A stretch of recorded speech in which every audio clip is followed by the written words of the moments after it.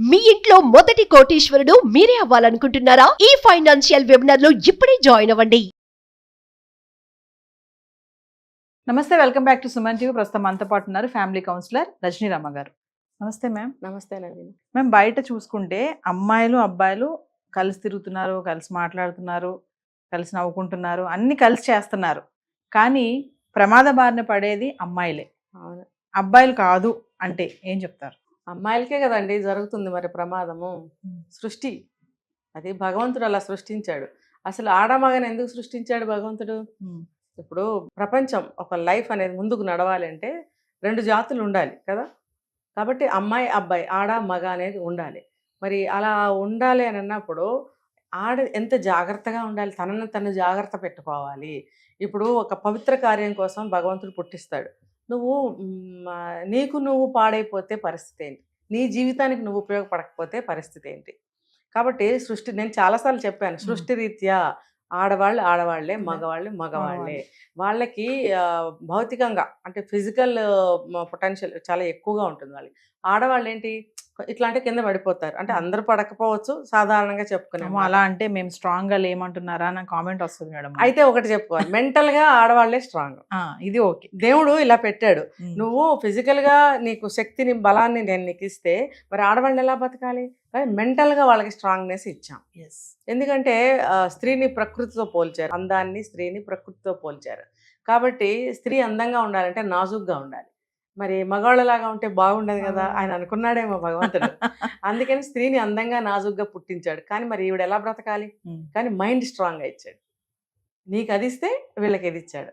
దాన్ని ఆ రకంగా ఉపయోగించుకుంటూ ముందుకు వెళ్ళలేకపోతున్నారు ఇప్పుడున్న యువత.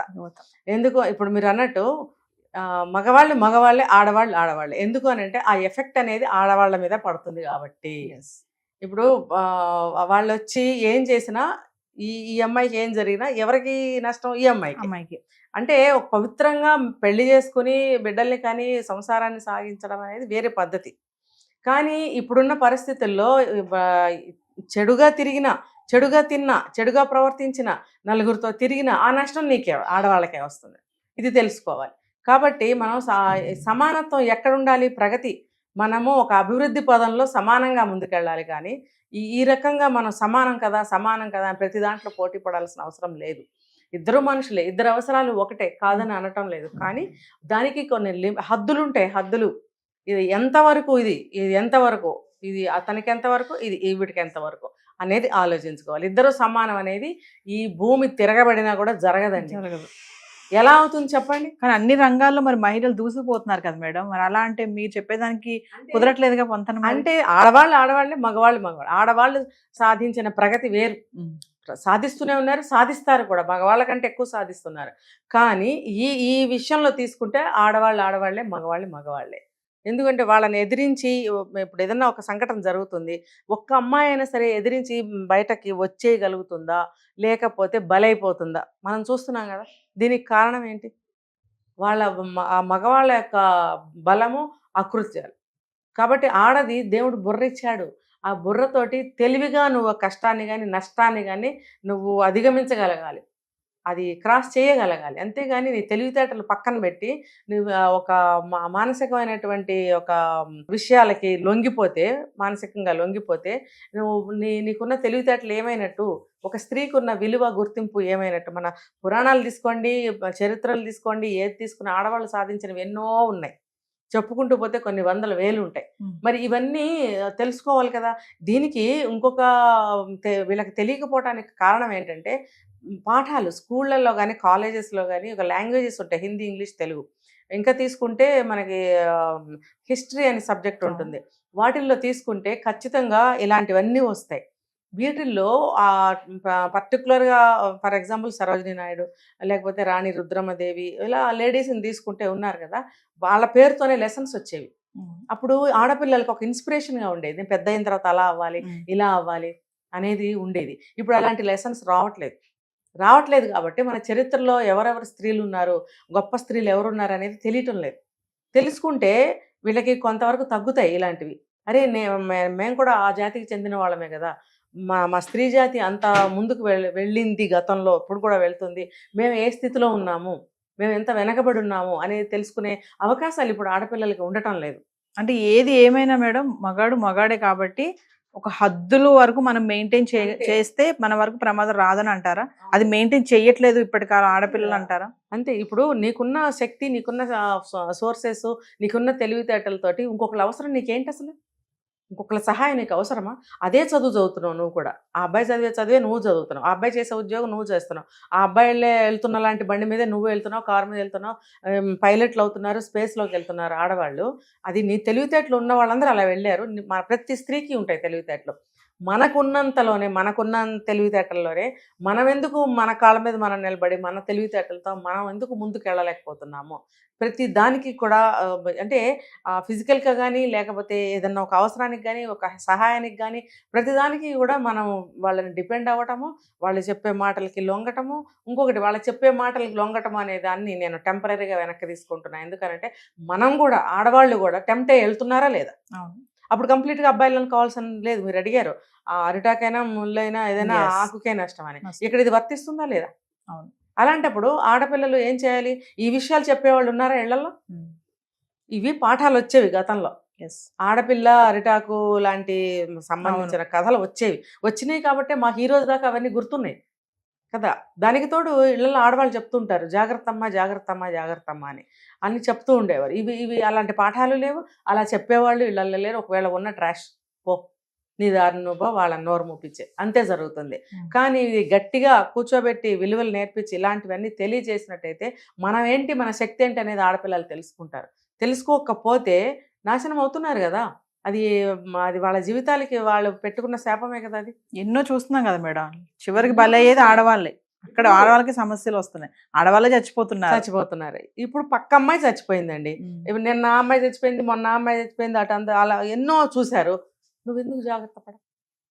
సరే, నీకు ఇప్పుడు వరకు తెలివితేటలు లేవు, నీకు ఆ లోకజ్ఞానం లేదు, ఇప్పుడు వచ్చిందిగా, ఇప్పుడు నీకు తెలిసింది కదా, నువ్వెందుకు జాగ్రత్తగా ఉండవు? నువ్వు కూడా అదే దారిలో బలహీనంగా వెళ్తావా? బలహీనమైనటువంటి మైండ్ తోటి అలా ఉండకూడదు. మైండ్ ఎప్పుడు స్ట్రాంగ్, పుల్లలాగా ఉన్న మనిషి మైండ్ చాలా స్ట్రాంగ్, ఆలోచింప చేయాలి మైండ్ని. భగవంతుడు ప్రతి మనిషికి బ్రెయిన్ ఇస్తాడు, ఆలోచించమని ఇస్తాడు. అందులో మనకు 3 వంతులు పైన ఖాళీ పెట్టుకుంటాం. ఎంతవరకు ఆలోచిస్తున్నాం, ఎంతవరకు మనం చేస్తున్నాం అనేది తెలుసుకోలేకపోతున్నారు అందరూ. ఉపయోగించాలి, అవసరం ఉన్నంత వరకు మనం బుర్రను ఉపయోగించాలి, మన తెలివితేటలను ఉపయోగించాలి, మన జీవితాన్ని మనం దిద్దుకోవాలని చూడాలి. కానీ అలాగా నాశనం అయిపోవడము, తప్పుదారి పట్టడము, మన జీవితాన్ని మనమే బలి తీసుకోవడము లాంటి విషయాలకి ఇక నుంచైనా ఆడపిల్లలు దూరంగా ఉండాలి. తెలుసుకోవాలి, చిచ్చి మేమేంటి ఒకడి కింద బలైపోయేదేంటి. సరేనండి, మన ఇంటెన్షన్గా జరగలేదు, రోడ్డు మీద వెళ్తుంటే నలుగురు లాక్కెళ్ళి ఏదో చేశారు, దానికి మనం ఆడదాని బలం సరిపోదు. అలాంటి కేసులు కొన్ని మనం ఏమి చేయలేము. కానీ మనకు మనంగా తీసుకోవాల్సిన జాగ్రత్తలు ఏంటి? స్పాంటేనియస్గా ఎలా ఉండాలి? ఖచ్చితంగా స్పాంటేనియస్గా కూడా ఒక్కొక్కసారి ఫెయిల్ అవ్వచ్చు. దానికన్నా ముందు అసలు మన ఆహార్యం ఎలా ఉండాలి, మన వ్యవహారం ఎలా ఉండాలి, మన మాట ఎలా ఉండాలి, మన చూపు ఎలా ఉండాలి, మన నడక ఎలా ఉండాలి, మన డ్రెస్ ఎలా ఉండాలి, ఇవన్నీ ఎలా ఉండాలి అని నిర్ణయించుకోవాలి ప్రతి ఆడపిల్ల కూడా.